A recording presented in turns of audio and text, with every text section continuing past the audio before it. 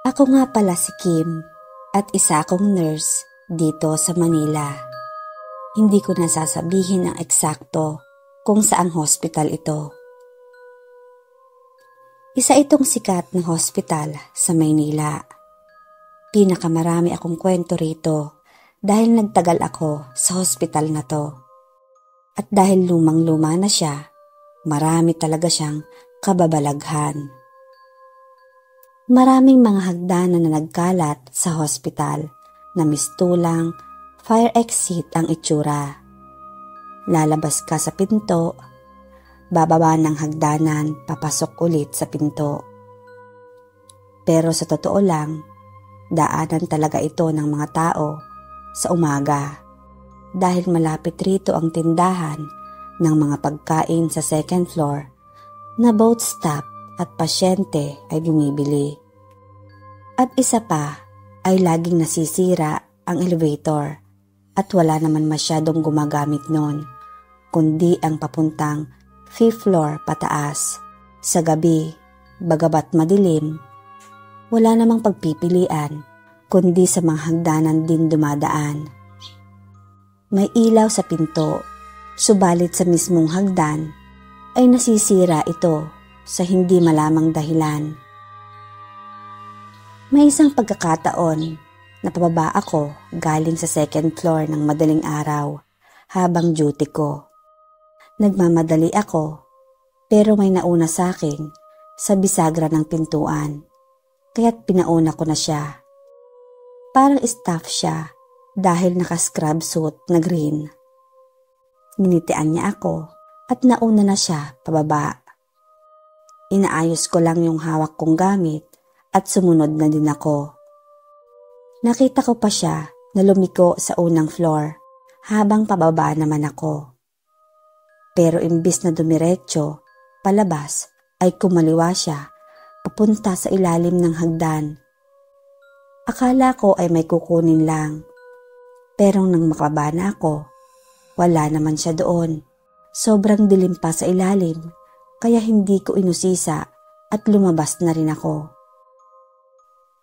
Madaling araw din nang paakyat naman ako papunta sa laboratory para magpasa ng specimen. Paikot ang hagdan papunta roon, konkreto at spiral staircase. At hindi mo makikita ang landing hanggang makarating ka sa pinakatuktok. Pag-akyat ko, may naaninag ako na paakyat rin. Pero casual lang ang suot niya. Nakita ko pa ang anino niya. Napaisip ako kung sino ang aakyat ro ng ganoong oras. Bawal ang unauthorized na personnel doon kapag gabi na. Pero sumunod na rin ako para umakyat. Pagdating ko sa landing, walang tao sa koridor. Sa kaliwa ko ay sobrang dilim ang lugar. Wala ring tao. Diretso ako sa counter sa kanan at naglag ng request. Then sinabmit ko ang specimen sa lagayan. Tinawagan ko si Manong sa lab tech dahil baka lang staff yung umakyat. Walang sagot. Sumilip ako sa office pero walang tao. Then nakita ko yung sign, out for break. Bumaba na lang ako nang hindi lumilingon sa likuran. Ang pangatlong kwento naman ay same hospital din. This time ay sa OFTA building. Nakakainis mag-duty rito kasi ay mag-isa ka na nga lang. Ikaw pa ang bahalang magdala ng pasyente mula sa ER hanggang sa OFTA building. Medyo malayo yon. Parang nilakad mo na nga ang SM Annex papuntang The Block sa SM North EDSA.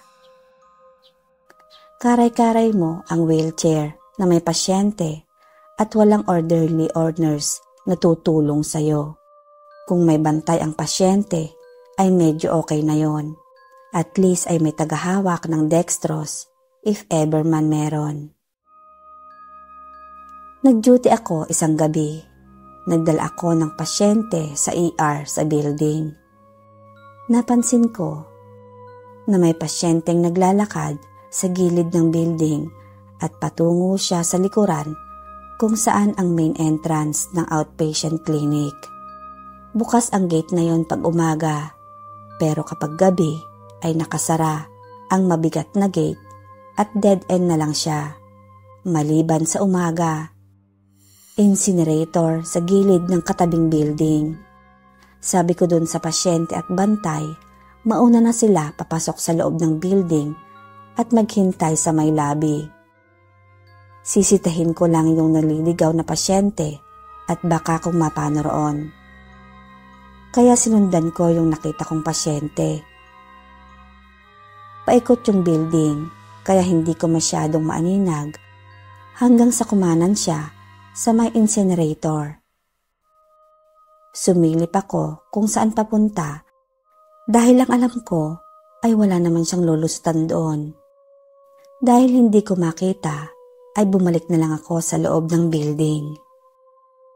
Busy ang magdamag ko at nakalimutan ko na yung pasyente na yon hanggang sa mag-umaga na. Nang pauwi na ako, pagdaan ko sa outpatient area, doon ko ulit naalala yung nangyari at sinilip ko ulit yung lugar kung saan kumanan ang pasyente kagabi. Wala talagang lulusutan. Tinanong ko pa si Manong Guard kung may secret opening ba sa lugar pag sarado na ang gate ng outpatient. Kinonfirm nga niya na wala raw at hindi makakadaan basta-basta dahil sa gate dahil sobrang bigat daw nito pag binubuksan. Giniit ko na hindi siya dumaan sa gate, kundi ay kumanan sa may incinerator. Nagkibit balikat na lang si Manong Guard at ang sabi niya sa akin, "Baka naman po hindi tao ang nakita niyo, ma'am." Isa pang experience namin ay sa rehabilitation ward. Duty ang grupo namin sa rehabilitation ward. Sa lahat ng rotations, ito lang ang hindi gaanong busy sa gabi dahil ang mga pasyente ay nagpapagaling na lang at nagte-therapy. Ang trabaho lang ng mga naka-duty ay magbabantay on call in the unlike event na kailangan ng tulong sa ward. So you would think na masaya dapat ang rotation na to. Dahil chillax sa gabi, isa-isa lang ang duty. Ang tulugan nga pala ng office sa department ay sa may itaas ng conference room. Bale aakyat ka ng paikot ng hagdan galing sa koridor at paglanding mo ay katapat mo na ang wall. Sa may kanan ay isang nakalak na pintuan. May desk na nakaharang sa gilid ng hagdanan. Kaya kung nandun ka sa itaas ay hindi mo makikita kung sino ang aakyat. May papeles at telepono sa ibabaw ng desk at katabi nun ay sofa. Sa dulo ng lodge ay makikita mo ang dining table na maliit at kitchenette sa dulo ng CR.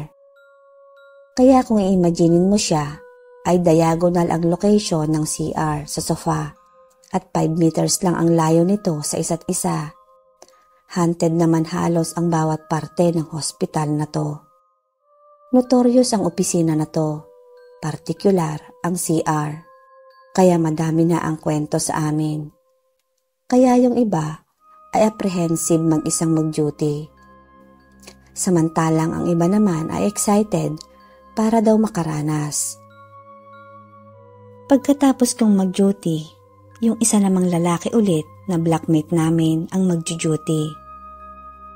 Kwento ko sa kanya ang karanasan kong yon para mapaghandaan niya. Sinara niya ang CR at binuksan lahat ng ilaw except ang kitchenette.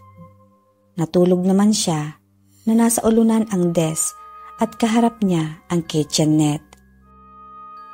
11:00 na ng gabi ay wala naman daw siyang nararamdaman. Naging kampante naman siya at humiga na sa sofa.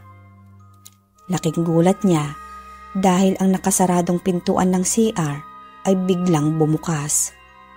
Dahil nakaharap siya rito, ay kitang-kita niya talaga. Tumayo siya at chinek niya ang pinto. Baka hindi lang nasara ng maayos. Sinarado niya ulit at siniguradong may click na yon. Nahiga na siya at nang makatulog na ay bumukas na naman ulit ang pintuan. Nang mga oras na yon ay dahan-dahan raw talaga. Hindi na siya bumangon at hinintay na lang niya na bumukas ng bahagya ang pintuan ng CR. Ang sabi niya sa sarili niya, lalaki siya at hindi dapat matakot. Subalit hindi pa pala tapos ang experience niya na yon. Saktong 12:00, may nakita raw siya na anino na nag-reflect sa may banyo papuntang kitchenette. Hindi raw talaga mapagkaila dahil nakita daw niya sa dining table na umaninag. Dahil madilim naman sa may kitchenette, nawala ang tapang-tapangan niya. Napatayo na lang siya at lumabas ng opisina at natulog na lang na nakaupo sa may nurse station. Parehong department din. Yung pang-apat na blackmate namin na babae, siya naman ang nag-duty. After ng experience namin, ayaw na niyang mag-duty na mag-isa. Kaya kinontra niya yung isa ko pang ka-black na sasamahan siyang mag-duty para sasamahan din niya pag time na rin ng kanyang duty. 9:00 na daw ng gabi, habang masaya silang nagkwekwentuhan, may tumawag bigla na referral sa ibang ward. Kaya lumabas ang naka-duty na intern. Ang isang kasama niya na nag-duty ay naiwan sa opisina. Maya-maya pa, may tumawag ulit from nurse station dahil nag-attend ng referral yung talagang duty. Naisip ng intern 2 na duty na siya na lang ang titingin at bumaba na rin. Ilang saglit pa, si intern 1 pabalik na ng opisina. Pagdating niya, saktong pagpasok niya, narinig niya na nagsara ang CR at pagbukas panandalian ng gripo. Dahil nakaharang ang desk, paakyat sa hagdanan, hindi na niya nakita kung sino ang pumasok. Pero dahil dalawa lang naman sila na naka-duty, naisip niya na yung kasama niya yon. Umupo muna siya at nag-text. Lumipas ang 5 minuto, nagtaka siya at hindi pa lumalabas ang kasama niya. Pero naisip niya na nag-iipon ng tubig, kaya natagalan ito. Patuloy lang siya sa pagpindot ng cellphone niya. Nang maya-maya, pumasok at umakyat na ang isa niyang kasama. Nagulat ang talagang naka-duty dahil ang buong akala niya, yung kasama niya ay pumasok sa loob ng CR at nagbukas pa ng gripo. In-explain ni intern 2 na may referral nga sa ward at buwaba siya. Kaya chinek nila baka naman may residenteng doktor o staff na pumasok ng CR. Tutal ay maaga pa naman. Kinatok ni intern 2, walang sumagot. Paghawak niya ng handle, hindi nakalak ang pinto at pagbukas nila, sarado ang gripo at dry ang floor. Nangilabot na silang dalawa at sa nurse station na lang nagpaumaga. Yung sumunod na duty ay lalaki naman. Skeptic rin siya at walang pakialam. Nang mag-duty na siya, ay binuksan niya ang lahat ng ilaw, maliban yung sa CR at nagpatugtog ng napakalakas sa loob ng opisina. Dahil mahilig siyang mag-exercise, ay nag-push up muna siya sa loob ng opisina. Pero yung huling setup niya, pagtingala daw niya, parang may sumilip saglit sa may CR. Napatigil siya, iniisip niya kung titignan ba niya. Subalit ipinagpatuloy na lang daw niya ang pag-exercise. Binuksan na lang daw niya ang ilaw ng CR at nilakasan palalo ang sounds niya para hindi siya matakot. Ilang sandali pa ay bumagsak ng bigla yung lagayan ng mga plato na nakapatong sa maistante sa may kitchenette.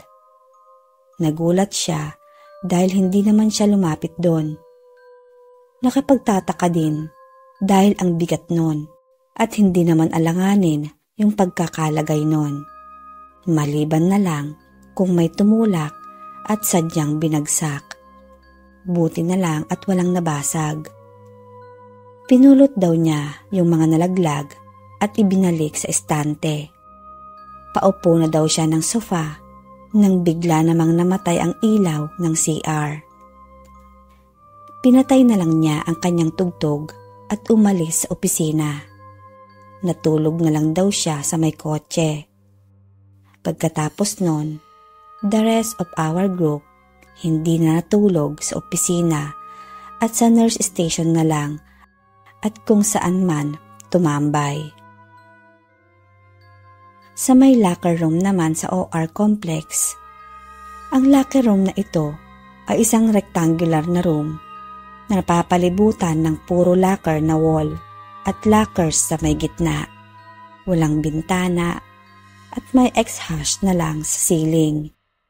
Laging bukas ang mga ilaw rito dahil hindi accessible ang switch. At saka 24 hours naman kasi ang mga operasyon, kaya bakit pa isasara? May isang pintuan sa isang pader kung saan pumapasok galing sa labas ang mga staff. At sa opposite na pader sa kabila ay may pintuan din na papunta sa OR. Hindi mo makikita kung sinong papasok at lalabas sa pangalawang pintuan dahil sa mga nakaharang na locker. Pero maririnig mo ang bukas at sarado dahil maingay ang ingit ng mga lumang mechanical doors. Sasara siya mag-isa pag may lumalabas o papasok. May 2 intern sa aming grupo na pumasok para magbihis. Nagkukwentuhan sila at naririnig nila na may naghaham na kumakanta sa bandang gilid ng room. Dahil nga may nakaharang sa gitna, hindi nila makikita kung sino. Akala nila staff lang nagbibihis, kaya hindi nila pinansin yon. Maya-maya pa, napalakas ang tawa nila sa kwentuhan at biglang tumigil ang paghaham. Napatigil rin sila at medyo na-conscious dahil baka nagalit kung sino man yung naghahaming. Inikot nila yung buong locker room para mag-sorry, subalit walang tao. Wala rin naman daw lumabas ng pintuan. Yung co-intern ko naman, nakaranas din nang malate siya. Pumasok siya sa locker room para magbihis. Pinatong lang daw niya yung damit niya sa upuan, ngunit bigla itong nawala nang malingat lang siya para magmedyas. Imposible raw na mawala dahil nag-iisa naman daw siya doon. Inikot niya ang buong locker room, ngunit hindi niya makita. Nang pumasok din ako sa room, nakita ko siya na mangiyak-ngiyak na dahil nga late na siya sa operasyon at mapapagalitan daw siya. Mag-offer sana ako na pahihiramin ko siya, pero nakita rin namin yung damit niya na nakapatong lang sa mismong upuan kung saan siya nagbibihis. Ang sabi niya ay doon lang talaga niya pinatong yon. At walang sino mang magtatangkang magprank sa kanya dahil siya lang naman mag-isa ng mga oras na yon. Ang panghuling kwento ay isang maintenance staff naman na natulog sandali sa nasabing floor habang break niya. Ang kwento niya, napalalim daw ang tulog niya nang bigla daw siyang hindi makahinga at parang may sumasakal daw sa kanya. Pagmulat daw niya, meron niyang tao na sunog ang mukha at braso na sumasakal sa kanya. Nagpupumiglas siya hanggang sa malaglag siya sa kama. bangungot lang pala at nagising siya na pinagpapawisan ng malamig. Tumayo siya at tumakbo pabalik sa ibabang floor. Ikunento niya ito sa kapwa niya staff at sinabihan siya na wag nang matulog ulit roon dahil lahat ng gumagawa nun ay saktong-sakto ang tema ng bangungot. Tanghaling tapat naman, galing ako sa 8th floor para magpapirma ng clearance dahil gagraduate na ako sa wakas. Saktong papasok ako sa 7th floor, galing sa 8th floor, nang makita kong bumukas ang elevator. Ang elevator pala ng ospital ay mas matanda pa sa lolo ko.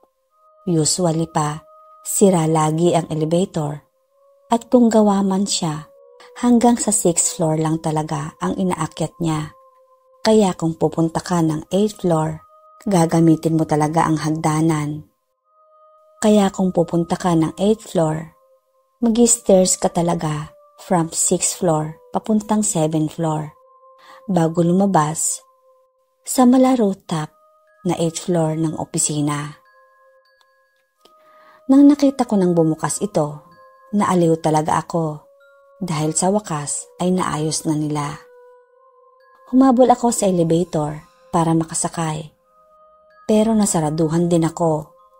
Kaya naghintay na lang ako at baka sakaling umakyat ulit. Malayo rin kasi ang pagbaba kung gagamit ka pa ng hagdanan. Habang hinihintay ko ang elevator, ay bigla akong kinilabutan. Pakiramdam ko, may nakasilip sa akin mula sa hallway sa kaliwa ko.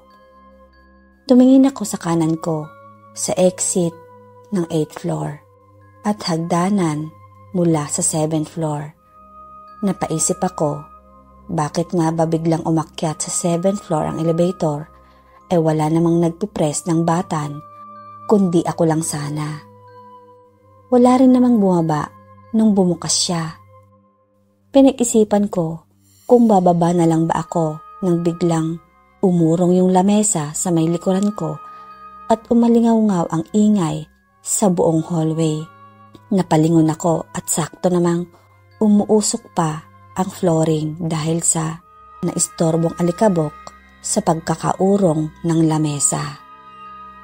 Ang lamesa na yon ay malaki at posibleng ang mabigat pa. Tumakbo na lang ako pababa.